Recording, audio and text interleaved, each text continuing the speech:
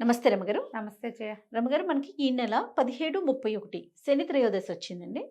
శని త్రయోదశి రోజు ప్రత్యేకించి ఏమన్నా పూజా విధానం ఉంటుందా? శనివారమే వస్తుంది కాబట్టి, అంటే శనీశ్వరుడికి ఏమన్నా అభిషేకాలు గాని అలాంటివి ఏమన్నా చేస్తారా? ఎవరు హ్మ్. చేసుకోవాలి? హ్మ్. అందరూ చేసుకునే విధానమేనంటారా ఇది? అందరూ అంటే అలా కాదు జయ. ఇవి కొన్ని ప్రత్యేక దినాల గురించి చెప్పుకుంటాం కదా మనం. త్రయోదశి విశేషం, శనివారము విశేషమే. ఈ 2 కలిసొచ్చినప్పుడు ఎవరికైతే జాతకాల్లో గ్రహం తాలూకు శని దోషం కానీ, హుహు. అంతర్దశల్లో, విదశల్లో ఎక్కడైనా శని గ్రహం తాలూకు ఆయన నీచంలో పడ్డము, ఉచ్చంలో పడ్డం లెక్కలుంటాయి. అవును. ఇవి ఆ తర్వాతేమో ఏదో అర్ధాష్టమ శని, తర్వాత మనం ఇది చెప్పుకుంటాం కదా, 7 సంవత్సరాలు ఉండే సాడే సాతి అంటుంటారు. అలాంటి శని దశలు ఉన్నప్పుడు వీళ్ళు ఖచ్చితంగా ఈ రోజున గనక ఏదైనా చేసుకుంటే, మామూలుగా శని అనంగానే ఏంటంటే అదేమిటో బ్యాడ్ వర్డ్ కాదు జయ. మెల్లిగా వెళ్ళేది అని అర్థం. స్లోగా వెళ్తుంది. హ్మ్. శని దశలు, శని గ్రహము మిగిలిన అన్ని గ్రహాల కంటే నిదానమైన నడక గలవాడు. ఓకే. రోజులు గడవు. శనితోటి అది ప్రాబ్లం అనమాట. అందుకని ఏం చెప్తారు, మామూలుగా ఈ శనివారాలు పూజ చేసుకోండి, శనివారాలే మన రుద్రాభిషేకం చేసుకోండి, శివాభిషేకం చేసుకోండి, శనివారాలు వెంకటేశ్వర స్వామిని చూడండి, శనివారం నాడు నువ్వుల నూనె ఒంటికి నలుగు పెట్టుకోండి, దీపం పెట్టుకోండి, వెళ్ళి మన మన నవగ్రహాల దగ్గర అక్కడ ప్రదక్షిణాలు చేయండి, శనికి తైలాభిషేకం చేయించుకోండి. ఇవన్నీ ఎలా జరుగుతాయి జయ? ఇప్పుడు నువ్వు నేను మాట్లాడుకుంటే కాదు కదా. మన జాతకాన్ని ఎవరికైనా చూపించి దాన్ని చదివించుకుంటే, జాతక పఠనం జరిగినప్పుడు, బాబు నీకు ఈ పరిస్థితి ఉంది, మీరు ఇట్లా శనివారాలు చేసుకోవాలి అని ఎవరికైతే చెప్పబడి ఉంటుందో హుహు. వాళ్ళు తప్పకుండా చేసుకోవాలి. పైగా ప్రతిసారి రాదు, శని త్రయోదశి కొంచెం రేర్గా వస్తుంది సంవత్సరంలో కొన్నిసార్లు. ఇది శ్రావణంలో ఏంటంటే 2 త్రయోదశులు శనివారం నాడే వచ్చాయి. ఏకాదశిలో అలానే వచ్చినాయి, త్రయోదశి కూడా అలానే వచ్చినాయి అలాగే కదా రమగారు? వచ్చింది. ఏకాదశి ఏమో శుక్రవారం నాడు ఏకాదశి వచ్చి శనివారం నాటికి త్రయోదశి వచ్చేసింది. అవును. చిత్రంగానే ఉంది. హ్మ్. సరే, ఒక్కొక్కసారి అట్లా జరుగుతుంది. ఈ శ్రావణ నక్షత్రానికి సంబంధించిన మాసం కదా, శ్రావణ శనివారాలు విశేషంగా వెంకటేశ్వర స్వామికి చేసుకోవచ్చు. ఓకే. కొందరు చేసుకుంటారు కదా. శనికి ఏదైనా సమస్యలు ఉన్నవాళ్ళు జాతకపరంగా ఒక్క మాట చూపించుకుని, ఉన్నది అలాంటి సమస్య ఏదైనా ఉంది అంటే కనుక విశేషమైన కాలంగా తిని చెప్తారు. ఓకే. దేవాలయానికి వెళ్ళటం, శనికి తైలాభిషేకం అవి చేస్తారు. నవగ్రహాల్లో శనీశ్వరుడు ఉంటాడు కదా, హ్మ్. ఆ శనీశ్వరుడికి ఇట్లా అభిషేకం చేస్తారు, తైలాభిషేకం చేస్తారు. చిన్నటి నల్లగుడ్డల్లో నువ్వులు పోసి మూట కట్టి దాన్నే దీపంగా వెలిగిస్తారు. 19 ఎన్నో ప్రదక్షిణాలు ఉంటాయి, 19 ప్రదక్షిణాలు చేయమంటారు. ఇవన్నీ లెక్క పెట్టుకుని 17, 19 లెక్కలు ఉంటాయి. ఈ లెక్క ప్రకారం ఈ గ్రహానికి ఇది. హ్మ్. నీలాంజన సమాభాసం రవిపుత్రం యమాగ్రజం ఛాయామార్తాండ సంభూతం తం నమామి శనైశ్చరం. ఇంతది చిన్న శ్లోకం. ఈ శ్లోకాన్ని చదువుకుంటూ హ్మ్. ఈ దేవాలయంలో ప్రదక్షిణ చేసుకోవచ్చు. మేము అభిషేకాలు అవి చేయలేమండి, అంత శక్తి లేదు, సమయం లేదు, కుదరదు, ఆసక్తి లేదు, అంటే అంత పెద్దవి చేయాలని లేదు అన్నవాళ్ళు ఈ ఒక్క శ్లోకం నేర్చుకోండి. శనివారం నాడు ఎక్కువ సార్లు జపిస్తే మంచిది. ఈ శని త్రయోదశి నాడు దారిలో ఆఫీస్కి వెళ్ళే దారిలో, కాలేజీకి వెళ్ళే దారిలో ఉన్న శివాలయంలో తప్పకుండా నవగ్రహ ప్రతిష్టలు కనపడతాయి. నవగ్రహాల చుట్టూతా ప్రదక్షిణ చేసుకోండి ఈ శ్లోకం చదువుకుంటూ. మీకున్న దశల్లో ఉన్న ఇబ్బందులు, దశల వల్ల జాతకంలో వచ్చే ఇబ్బంది, జీవితంలో మీరు ఎదుర్కొంటున్న సమస్యలు కొంత, అంటే తొందరగా గడవని ప్రాబ్లమ్స్ ఏమో గబగబా గడిచెళ్తాయి. హ్మ్. ఎప్పటికీ తీరవనుకున్నవి తీరేందుకు కనపడతాయి. తప్పకుండా పనిచేస్తాయి జయ ఈ రోజులు. ఓకే. ఈ పరిస్థితి ఉన్న వాళ్ళు డెఫినెట్గా చేసుకోవచ్చు. మామూలు వాళ్ళు ఏం చేయాలి, హ్మ్. ఇలాంటి ఒక క్వశ్చన్ ఉంటుంది. ఇప్పుడు మనకి ఇది శ్రావణ శనివారం కాబట్టి మనం వెంకటేశ్వర ఆరాధన, విష్ణు ఆరాధన చేస్తాము. చేస్తాము. హ్మ్.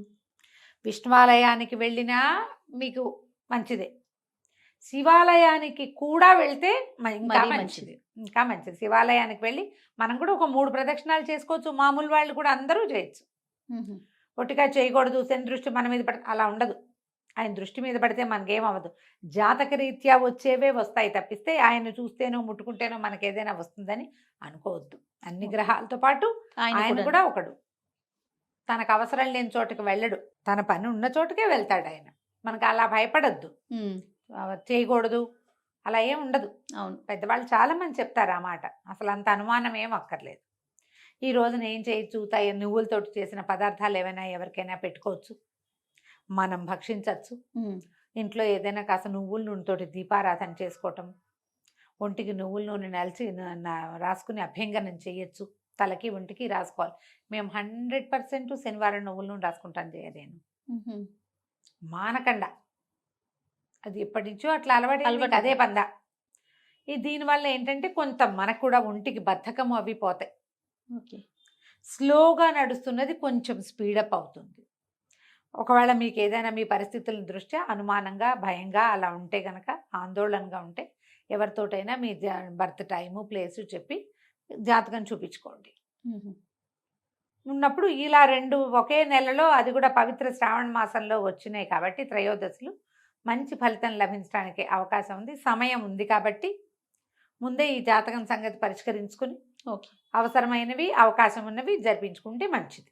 రమ్మగారు ఇప్పుడు ఈ గ్రహ దశలు ఉన్నవారు మాత్రమే నూనె రాసుకొని ఇట్లా స్నానం అది చేయాలంటారా? లేకపోతే మామూలు అందరూ చేయొచ్చా? ఎవరికైనా మంచిదే జయ. ఆ. ఎవరికైనా మంచిదే. మామూలు వాళ్ళు కూడా, ఆ. మనం అందరం కూడా ఈ సాటర్డేలోనే ఆ లక్షణం ఉంటుంది. ఓకే. ఓకే. బద్ధకపు లక్షణం, కదలని లక్షణం. ఆ. అది రాసుకుని మనం చేస్తే జీవితం ఉత్తేజంగా ఉంటుంది. ఉత్తేజంగా ఉంటుంది. చేసుకోవటం మంచిది. తర్వాత కొనకూడనివి లేకపోతే తినకూడనివి, చెయ్యకూడని పనులు అలాంటివి ఏమైనా ఉంటాయా? ఉప్పు, ఇనుము, తోటకూర కొనకూడదు అంటారు. అవి 3 శనిగా చెప్తారు. ఇంకా ఏవో కొన్ని ఊళ్ళలో ఏవో చెప్తారు జయ. సాధారణంగా పెద్దవాళ్ళు చెప్పేవి 3 సాల్ట్ కొనకూడదు, హుహు. తోటకూర శని అది కొనకూడదని చెప్తారు అవును. కదా. నీకు నాకు తెలుసు. తెలుసండి. ఇనప వస్తువులు మనం ఏవైనా కొనుక్కునేటట్టయితే కార్ డెలివరీస్ అవి కూడా సాటర్డే తీసుకోరు. ఆహా. ఐరన్తో చేసిన ఏ వస్తువుని శనివారం తీసుకో. శనివారం నాడు తీసుకోకూడదు. ఇవి చేతికి ఇవ్వకూడదు. నూనె ఒకటి కొనుక్కోకూడదు. ఓకే. ఉప్పు, నూనె, తోటకూర, ఇనుము, కొనకూడదు. ఆయిల్స్ శనివారం నాడు కొనకూడదు. పనిమాల మనం సమస్యలు తెచ్చుకున్నట్టు అవుతుందంటారు. దీనివల్ల శని వచ్చేస్తాడని, దూకుతాడని అట్లా కాదు. కానీ అది సమస్య కాదు. అది ఆయనకి సంబంధించింది. శని వస్తే కొంచెం అయితే శని వచ్చేటప్పుడు వచ్చాక ఇబ్బంది, కానీ వెళ్ళేటప్పుడు మంచి చేసిపోతాడని చెప్తారు అవును. శాస్త్రం. అవును. అవును. పల్లెటూళ్ళలో చెప్పుకునే మాటలే. జ్యోతిష అంతే. పండితులు ఎవరైనా అయితే ఇంకా ఎలాబొరేటెడ్గా చెప్తారు. కానీ ఆ. మనకి ఇలా చేసుకుంటే ఈ పద్ధతి ప్రకారం మనం రెగ్యులర్ దైనందినంలో మనం కొన్ని విషయాలు పాటిస్తాం కదా జయ. బుధవారము, శనివారమే తలంటి పోసుకోవాలి. అవును. ఇది లెక్కే కదా. అవును. బుధవారం నాడు పెసలు, గురువారం నాడు శనగలు తినాలి. ఇది కూడా లెక్కే కదా. ఇవన్నీ మనకు తెలుసు. మనం జనరల్గా పాటించే విషయాలు. సోమవారం సహించదు, మంగళవారం మన్నదు చెప్తారు. సోమవారం కనుక ఏదైనా కొత్త బట్టలు కట్టుకున్నానుకో చిరుగుతాయి అవి. సోమవారం సహించదు, మంగళవారం మన్నదు. మంగళవారం మన్నదంటే ఆ గుడ్డ పాడైపోతుంది. అందుకని మంగళవారాలు వేసుకోకూడదు అంటారు. ఓకే. ఊళ్ళల్లో చెప్పుకునే మాటలే, పెద్దవాళ్ళు ముందు నుంచి చెప్తున్నవే కదా. మనకు కూడా వీటిని పాటించుకుంటే మంచిది. ఈ రోజు నీవి కొనకూడదు అంటే ప్లాన్ చేసుకోండి. మీ ప్లానింగ్ కోసమే. ఎప్పుడైతే వస్తే అది చేసేయకూడదు. ఏదైనా కొనడానికి ఒక ప్లానింగ్ కావాలా, ఖచ్చితంగా. దానికి నీకు ఫోకస్ కావాలా, ఓ లిస్ట్ కావాలా, దానికి నువ్వు ఎంత బాగుండాలి, ఆర్గనైజ్డ్గా ఉండాలి. మరి ఆర్గనైజేషన్లో భాగంగా ఈరోజు ఇది అంటే ఒక పంక్చువల్గా జీవితం పద్ధతి ప్రకారం వెళ్తుంది. అందుకే ఇవన్నీ ఏర్పరిచారు. వీటిలలో కొన్నైనా వాడుకోండి, కొంతైనా పంక్చువాలిటీ అవి వస్తాయి మనకి. అవునండి. ఆలోచించండి. తప్పకుండా రమ్మగారు. నమస్తే. నమస్తే జయ.